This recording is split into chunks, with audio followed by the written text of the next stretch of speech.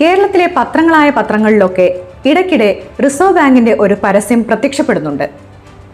കേരളത്തിലെ സഹകരണ സംഘങ്ങളെല്ലാം എന്തോ നിയമവിരുദ്ധ പ്രവർത്തനം നടത്തുന്നുവെന്നാണ് അതിലെ ഉള്ളടക്കം. ഈ പരസ്യം ആദ്യം വന്നപ്പോൾ വലിയ പരിഭ്രാന്തിയായിരുന്നു. സഹകരണ സംഘങ്ങളിലെ നിക്ഷേപങ്ങൾക്ക് ഗ്യാരണ്ടി ഇല്ലെന്നുവരെ ഈ പരസ്യത്തിലുണ്ട്. സർക്കാർ കാര്യമായി തന്നെ ഇടപെട്ടു.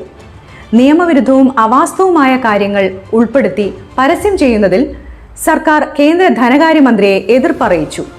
തീർന്നില്ല, സഹകരണ സംഘം രജിസ്ട്രാർ നേരിട്ട് റിസർവ് ബാങ്കിന് കത്തെഴുതി. പരസ്യത്തിൽ പറയുന്നതിന്റെ വാസ്തവം എന്താണെന്ന് അക്കമിട്ട് നിരത്തിയായിരുന്നു ഈ കത്ത്.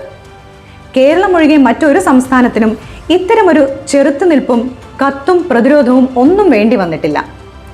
അതാണ് കേരളത്തിന്റെ ചെറുത്തുനിൽപ്പ്. വെറുതെ പറയുകയല്ല, കേന്ദ്രവുമായി പോരടിച്ച് തന്നെയാണ് കേരളം സഹകരണ രംഗത്ത് മുന്നേറുന്നത്. മുൻകാലങ്ങളിൽ നിന്ന് വ്യത്യസ്തമായി നിയമപരമായി ചോദ്യം ചെയ്യുകയും രാഷ്ട്രീയമായി എതിർക്കുകയും ചെയ്യുക എന്നതിനൊപ്പം ഭരണപരമായ ഇടപെടലിനുകൂടി സർക്കാർ തയ്യാറായി എന്നതാണ് ഇടത് സർക്കാരിന്റെ പ്രത്യേകത. 3 കുറ്റങ്ങളാണ് കേരളത്തിലെ സഹകരണ സംഘങ്ങൾക്കുമേൽ റിസർവ് ബാങ്ക് ചുമത്തുന്നത്. സഹകരണ സംഘങ്ങൾ പേരിനൊപ്പം ബാങ്ക്, ബാങ്കർ, ബാങ്കിംഗ് എന്നീ വാക്കുകൾ ഉപയോഗിക്കുന്നു. BR ആക്ട് വ്യവസ്ഥ ലംഘിച്ച് നാമമാത്ര അസോസിയേറ്റ് അംഗങ്ങളിൽ നിന്ന് നിക്ഷേപങ്ങൾ സ്വീകരിക്കുന്നു. സഹകരണ സംഘങ്ങളുടെ നിക്ഷേപങ്ങൾക്ക് ഡെപ്പോസിറ്റ് ഇൻഷുറൻസ് ക്രെഡിറ്റ് ഗ്യാരണ്ടി കോർപ്പറേഷന്റെ പരിരക്ഷയില്ല. സഹകരണ സംഘങ്ങളിൽ നല്ല വിശ്വാസമുള്ള ജനങ്ങളെ ആശയക്കുഴപ്പത്തിലും ആശങ്കയിലുമാക്കുന്നതാണ് ഈ പരസ്യം. ഇതോടെയാണ് സർക്കാർ ഇടപെട്ടത്. ശരിക്കും റിസർവ് ബാങ്ക് പറയുന്നതിൽ എന്തെങ്കിലും വസ്തുതയുണ്ടോ എന്നത് പ്രധാനമാണ്. Banking regulation act section 5B പ്രകാരം ബാങ്കിംഗ് എന്നാൽ പൊതുജനങ്ങളിൽ നിക്ഷേപമായി സ്വീകരിക്കുന്ന സ്ഥാപനമാണ്. വകുപ്പ് 5C പ്രകാരം ബാങ്കിംഗ് കമ്പനി എന്നാൽ ബാങ്കിംഗ് ബിസിനസ് നടത്തുന്ന ഏതെങ്കിലും കമ്പനി എന്നതാണ്. വകുപ്പ് 7 അനുസരിച്ച് ബാങ്കിംഗ് കമ്പനി ഒഴികെയുള്ള ഒരു കമ്പനിയും അതിന്റെ പേരിന്റെ ഭാഗമായി ബാങ്ക്, ബാങ്കർ, ബാങ്കിംഗ് എന്നീ വാക്കുകളൊന്നും ഉപയോഗിക്കാൻ പാടില്ല. അപ്പോൾ സഹകരണ സംഘങ്ങൾ ഈ നിയമത്തിനെതിരായല്ലേ പ്രവർത്തിക്കുന്നത് എന്ന് തോന്നും.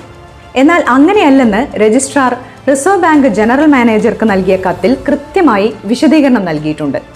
ഒരു കൂട്ടം ആളുകളുടെ ഉടമസ്ഥതയിലുള്ളതും ജനാധിപത്യപരമായ നിയന്ത്രണങ്ങൾ ഉള്ളതുമായ സ്ഥാപനങ്ങളാണ് സഹകരണ സംഘങ്ങൾ. അതിലെ അംഗങ്ങളായവരുടെ സാമ്പത്തിക സാമൂഹിക മുന്നേറ്റത്തിനായി പ്രവർത്തിക്കുന്ന ഒരു സ്വയംഭരണ സ്ഥാപനമാണത്. അതുകൊണ്ട് സഹകരണ സംഘങ്ങൾ നടത്തുന്ന സാമ്പത്തിക ഇടപാടുകളെ ബാങ്കിങ്ങിന്റെ നിർവചനത്തിന് കീഴിൽ ഉൾപ്പെടുത്താൻ കഴിയില്ല.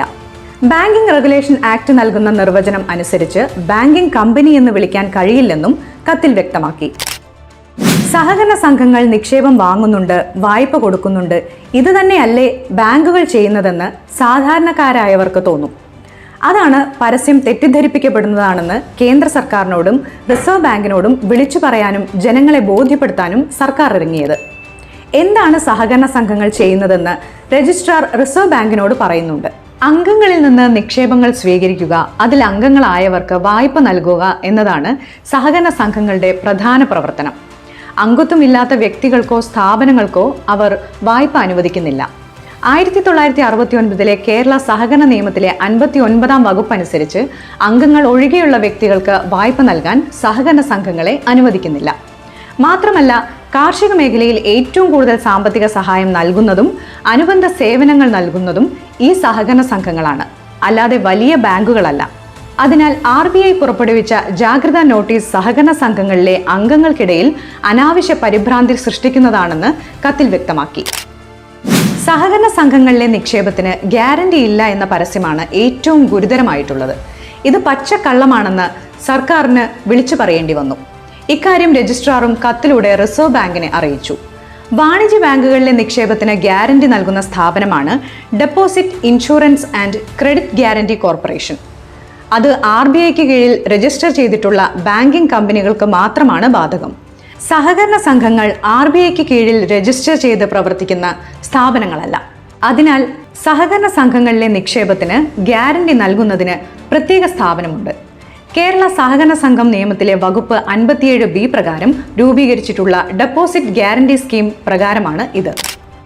ഇത്രയും വിശദീകരിച്ച ശേഷം രജിസ്ട്രാർ RBIയോട് പറഞ്ഞു, നിങ്ങളുടെ പരസ്യം സഹകരണ സംഘങ്ങളിലെ അംഗങ്ങൾക്കിടയിലും പൊതുജനങ്ങൾക്കിടയിലും ആശയക്കുഴപ്പം സൃഷ്ടിക്കാൻ മാത്രമേ സഹായിക്കൂ.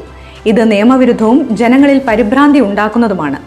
ഇത്തരം പരസ്യം നൽകുന്നത് നിർത്തണമെന്നായിരുന്നു കത്തിലെ ആവശ്യം. ഈ കത്തിന് ഒരു മറുപടിയും കേന്ദ്രമോ റിസർവ് ബാങ്കോ നൽകിയില്ല.